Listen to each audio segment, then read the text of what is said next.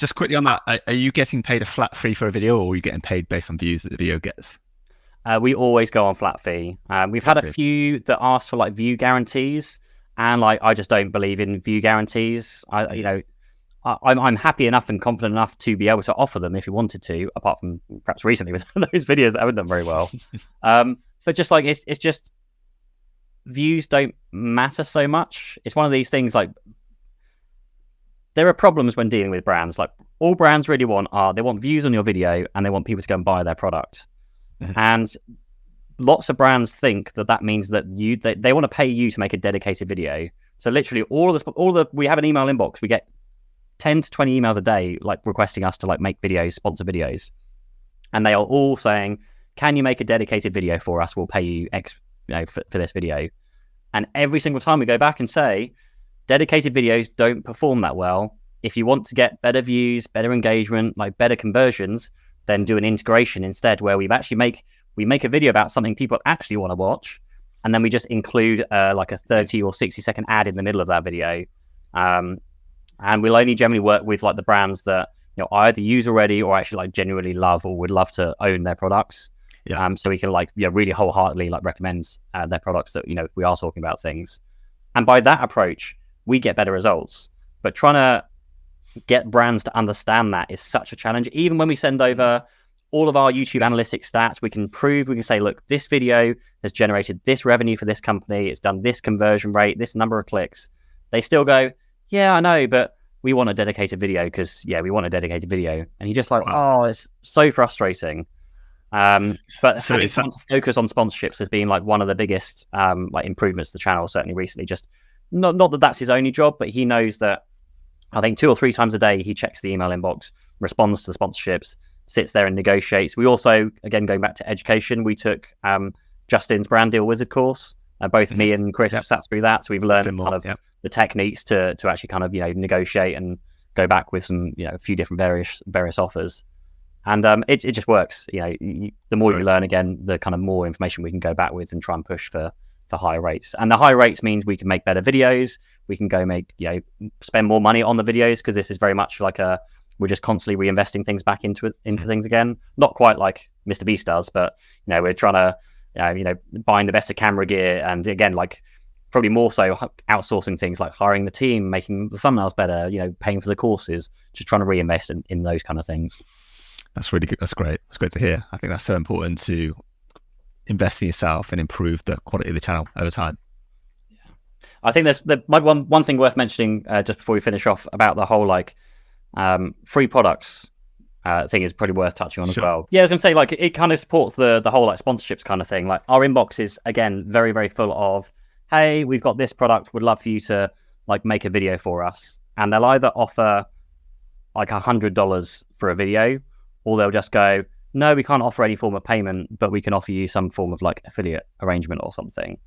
And there's a group of us that always like chat about this, and we've got like a WhatsApp group with a few other YouTubers, and it's quite funny because we can like compare like who's getting what offers and who's being lowballed by a brand or what have you. And just the fact that brands want you to invest all of your time, all of your effort, make a whole video for them, and again, they're asking for like dedicated videos at this stage for nothing, for free, on the basis that you might then earn 10%, 20%, maybe even 50% on a product sale or something off the back of it. Sure. It sounds enticing to like, if you're just starting out, that sounds enticing because you're getting free stuff, it's content for the channel, and why wouldn't you? And you'll earn a bit of income off the back of it. But again, going back to like the channel strategy, and I've done it, I've done product reviews, dedicated product reviews that I shouldn't have done, and you can see them on the channel, they just haven't performed well. There's some that have like 1,000 views or 2,000 views, and some of them I've even taken off after a month or two because like I did electric, I think I've taken it off. I did an electric bike review very recently because my brother-in-law literally a week before was looking for an electric bike. We were Googling trying to find the electric bike, and we both found one. I was like, oh, this one looks really good, like, and he was going to go and buy that. I do not lie, literally the next day we had an email in our inbox from that company saying, we'd love for you to review this electric bike, like, give it to you for free, can't pay you for the video, blah blah blah, those kind of things. And I was like, yes, cool, of course. Like, and it's like it's like a $2,500 or $2,000 electric bike, so it's like a very like nice electric bike. So like, Sure. Of course I would do it, because then I get to give my brother-in-law a bike for free. It's that kind of thing. The video tanked. I took the video down like after a month or two. And just like you kind of learn your lesson, but you shouldn't do that, because what it does is it damages your channel. You should stick to like, I shouldn't have made that video. I should have just stuck to the content that was, I thought again was going to be like the good performing content. And it just kind of rubs me up the wrong way when someone's like, hey, here's a product, would love you to like, spend a day filming a video and scripting it and shooting it and making a thumbnail or like editing it and like all these kind of things. We'd love you to spend some hours and hours of your time making this for free for us so we can sell some of our product. And it's just like, you shouldn't do that. Like, don't ever accept free products. At least negotiate for like kind of what your going rate is if it's a good fit for your channel. We say no to so much, and it's difficult sometimes because again I'm like, oh, that's shiny, that looks like it could be fun to play with, but I have to kind of keep telling myself no, stick to the strategy, make the videos that like your viewers are going to enjoy, not just because you want to play with like the shiny toys. I mean, there's still a few like shiny toy videos out there, but yeah, stick with the stuff that your viewers are going to enjoy. Just quickly with the advertising and not doing it for free, do you think that rule applies for all YouTubers of all sizes, or when you get past a certain size? Oh, it's one of these things. I think if it fits your channel content, then it could be a good opportunity just to start off with. And I think like certainly when you're first starting out, for me, I was making videos, I still do in some cases, make videos about products that I'm already genuinely using for free, and I'm not asking the brands to pay for it. It's because I genuinely like using their products. And then I can use those stats over time to go to that brand or go back to other brands and go, hey, look, we've we made videos and mentioned your brand, and we've done this many clicks. We've converted this many sales, because you can still sign up for affiliate platforms or what have you. And I think there's still a certain stage where that's still like absolutely fine for like the initial growth. I've had a few comments on, I think it was on Twitter or something, where people are just like, oh, this is like the dark side of YouTube, where people just like, they just want to get paid for everything, and like they're not going to make a free video for like their audience or what have you. It's just like, yeah, but people are working. This is like people's lives and jobs, and like they have to earn an income. They can't just make lots of videos for free, because they will earn nothing off the back of it. And fair enough when you're doing things like, and this is something I started off a lot with, like the screen reviews. Every time a new screen would come out, you could watch all of them online, but they're all like, oh, Samsung gave me this screen, and so here are my thoughts. And you're already going, well, they're not your thoughts. If they're giving you the screen, you're not going to say bad things about the screen. Yeah. So there's that to a certain extent. And I think you have to kind of choose the videos wisely. Whenever we've done screen reviews, we've already gone, bought the product ourselves, so we can give like our own completely like, unsanitized thoughts, so to speak.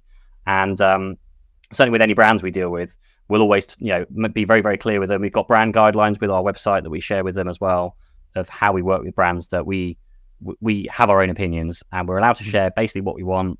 They don't even get to see the videos in some cases. We just get to put out whatever video we want. Nice. So I know there's like there's arguments to both sides, but certainly with the way we're growing is, if we get paid well for our videos, we can make more videos, we can make better videos, we can kind of go out and just grow the channel. It's one of these things. It's not like a greedy thing, because we're just trying to invest things back into the channel to make better videos.